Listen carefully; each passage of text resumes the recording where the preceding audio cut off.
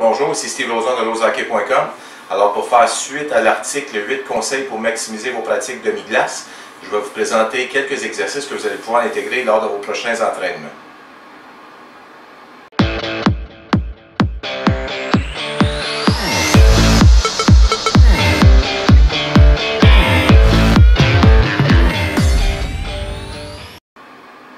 Le premier exercice que je vais vous présenter se nomme transition 3 contre 2 et la mise en place va comme suit.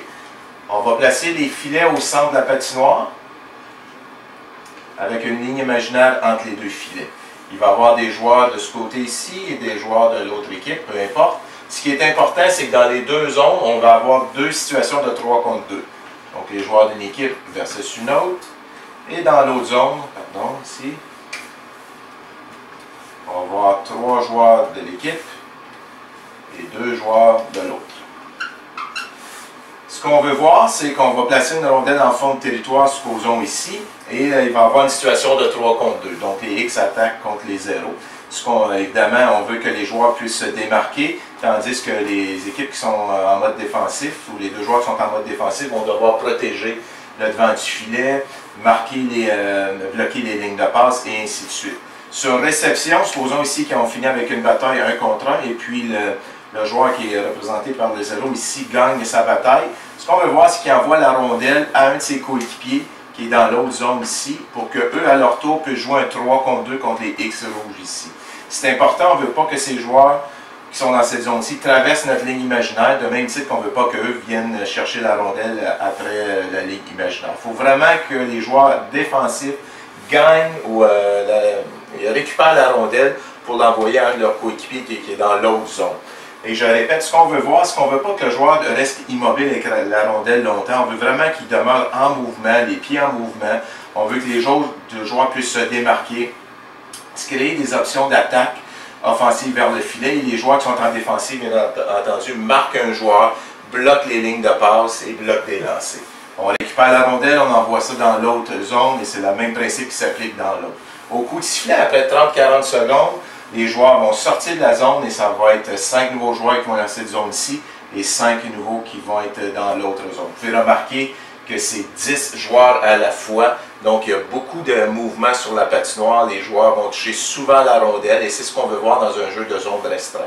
Alors c'est transition 3 contre 2, je répète, 3 joueurs d'une équipe d'un côté versus 2 joueurs, et la même chose de l'autre côté. C'est des situations de bataille à 3 contre 2. Lorsque les joueurs défensifs récupèrent la rondelle, envoient la rondelle soit par une passe indirecte par la bande ou une passe directe à un de leurs coéquipiers pour qu'un 3 contre 2 puisse se jouer de l'autre côté. On demande au gardien, lorsqu'il fait un arrêt, qu'il n'immobilise pas la rondelle, qu'il l'envoie le long de la rampe pour que le jeu puisse continuer. 30-40 secondes, coup de sifflet, c'est 10 nouveaux joueurs qui embarquent. Transition 3 contre 2.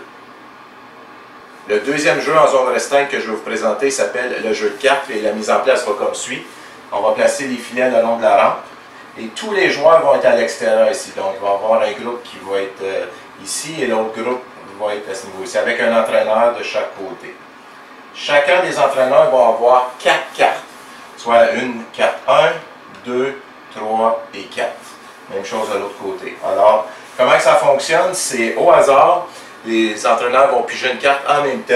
Et disons que lui pige la carte numéro 3, ben c'est 3 joueurs qui s'en viennent ici, venir récupérer une rondelle, supposons qu'il est ici. Et l'entraîneur ici, disons qu'il a pigé la carte numéro 1. Donc ça va être un joueur qui va venir défendre contre les 3 qui sont dans l'autre zone. Évidemment, vous comprendrez, ça devient une situation de 3 contre 1. Donc on demande aux joueurs qui soient toujours en mouvement, s'ouvrent, se démarquent afin de recevoir une passe et on veut des tirs rapides, précis et surtout sur réception. Tandis que celui-ci va faire de son mieux pour venir défendre la situation de 3 contre 1. On fait ça en environ 20 à 30 secondes.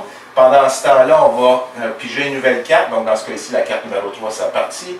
Et dans ce cas-ci, la carte numéro 1 sera partie. Donc lui, il lui resterait 2, 3, 4. Lui, 1, 2 et 4. Il pige une nouvelle carte, supposons que c'est 2. Lui, il pige 4.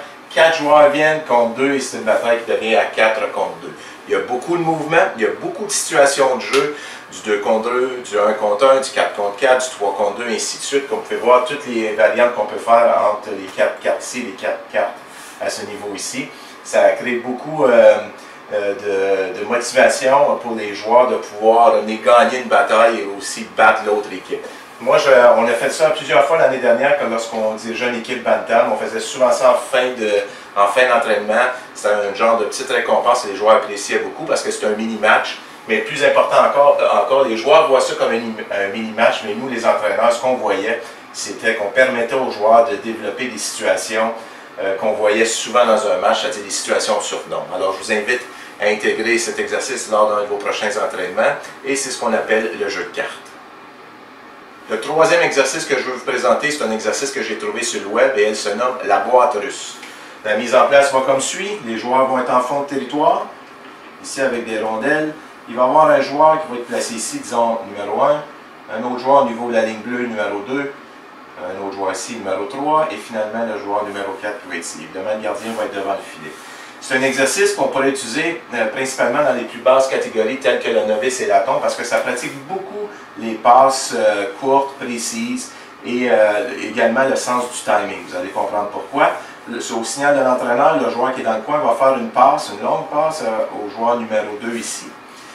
Pendant ce temps-là, lui, il va faire sa réception de passe correctement, il va pivoter, il va faire une passe au joueur numéro 3, qui va faire le même principe, faire une bonne réception de passe, faire une belle passe au joueur qui est numéro 1, et lui, numéro 1, va faire une passe au joueur numéro 4. Pendant ce temps-là, pendant que toutes ces passes-là se font, donc une passe, 2, 3 et 4, lui va patiner à toute vitesse, il va aller pivoter en zone centrale, faire un demi-tour sur lui-même et s'en aller vers l'enclave. Ce qu'on veut voir, on ne veut pas que le joueur soit rendu dans l'enclave lorsque la passe n'est pas encore rendue au numéro 4. On veut vraiment qu'il développe son sens du timing, donc qu'il arrive au bon moment. Une fois qu'il est arrivé dans l'enclave et que la passe est au joueur numéro 4, le 4 va lui faire une passe, va patiner un peu vers le filet et va diriger un tir au filet.